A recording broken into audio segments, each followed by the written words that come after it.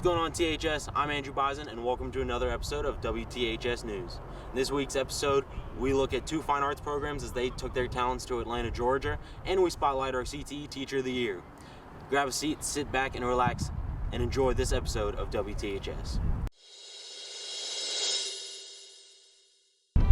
Listen in and learn how two groups made waves in Atlanta, Georgia. My favorite part of the festival was competing because it showed how well we practiced and what all we prepared for throughout the school year. Also hear how tennis won the 4th state championship for Tupelo this year. Well, I feel like this year what really made us push harder than any other year is we have a lot of seniors on the team this year and just really wanted to win it for them.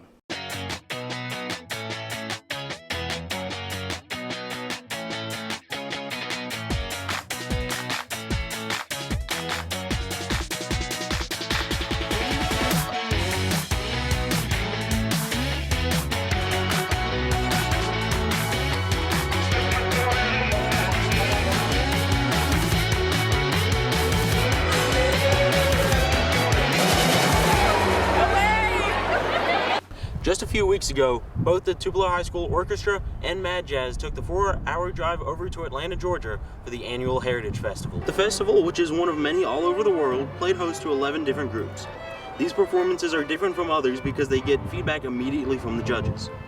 Each group received a silver rating, and in collaboration they won the Sweepstakes Award, which is an award given to groups who get all superior ratings from all judges. It helped us improve because we got different types of notes, so rhythms we need to work on. Congrats to both of these groups. In other news, the Tupelo Career Technical Center recently named Miss Angela Brown as their CTE Teacher of the Year. Autumn has more. So you have to think about those things, take that into account. Touch is a big thing. Choosing a career can often be overwhelming and scary because of the complete unknown. But Tupelo's CTE Teacher of the Year, Angela Brown, has always had a desire to be in education. Her mother is a retired teacher, so education has always been at the forefront of her life. Mrs. Brown highlights her parents' inspiration for her future and how it led to her finding her calling. They've always inspired me to go on to higher levels of education.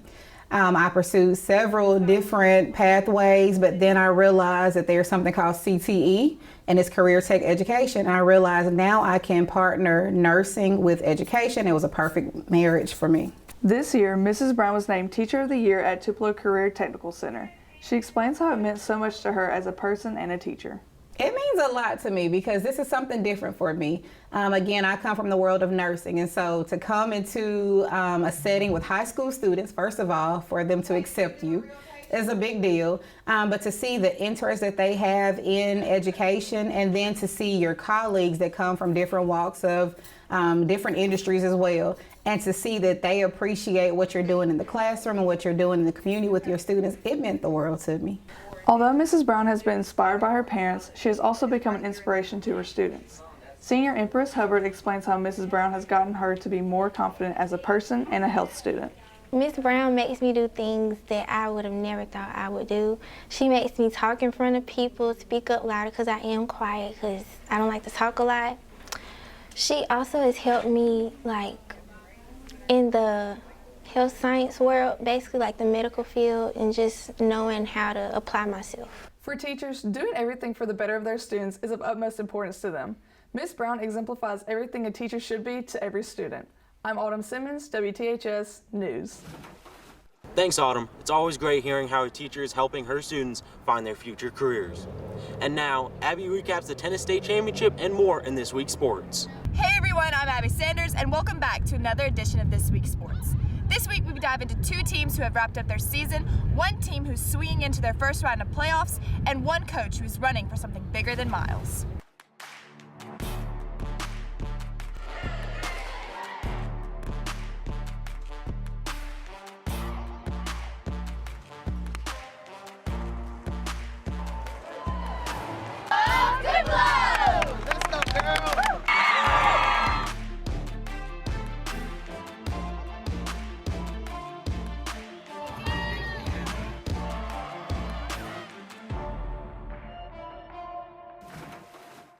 This past Monday, Tupelo Tennis became the 4th team to win a state championship this school year.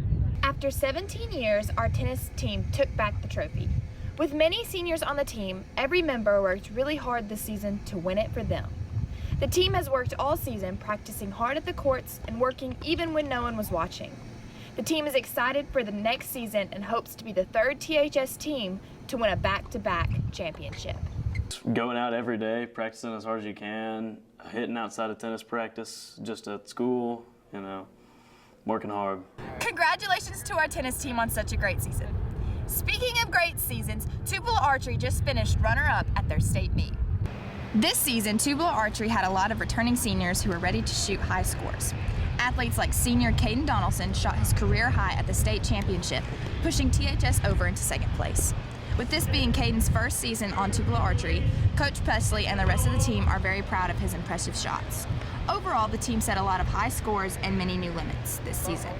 Coach Presley says the highlight of this season was hearing THS Archery get called up onto the championship stage. He plans to work with his underclassmen and gear them towards a successful next season, bringing them to a state championship win. The biggest highlight was hearing our name called out on the state championship stage and getting to go up and get a trophy. Even though it wasn't a championship trophy, we still got to hear our name called out and brought a trophy back to the school.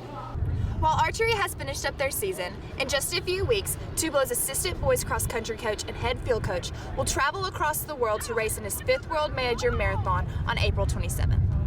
While many runners run for a time or place, Coach Collum runs for a cause. Coach Murray Collum plans to run for St. Jude this month in the London Marathon.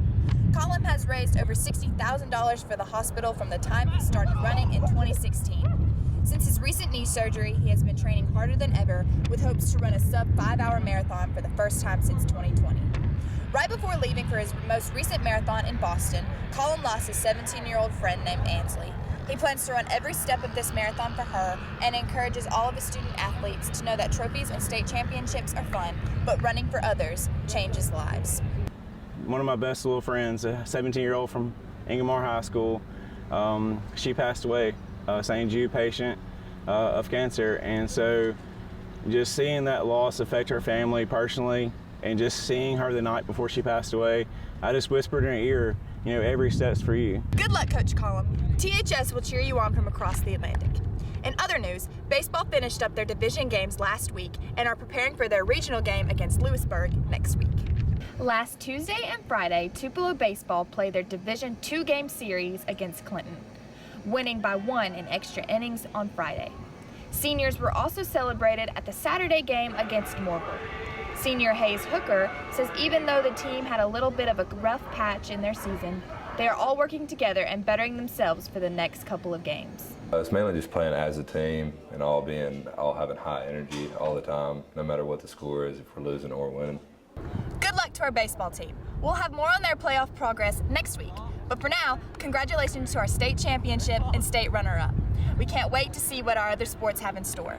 I'm Abbey Sanders, WTHS Sports Media. Playoffs are starting soon, everyone, so make sure you come out and support the Golden Wave. Speaking of upcoming events, Rylie previews the Structure Showcase.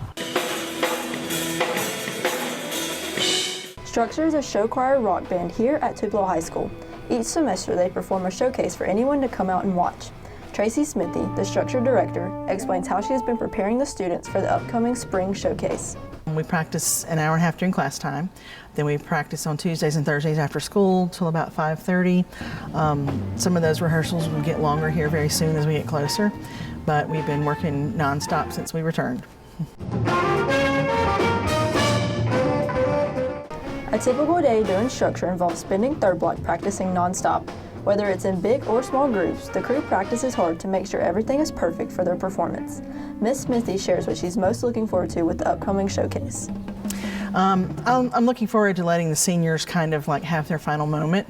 They get to have a little more input into some of the choosing of the music, their outfits, and their way of expressing themselves at the concert. So I get a lot of joy out of seeing them get to have that moment. With the spring showcase being the last performance of the year, it is also the seniors' last show with Structure.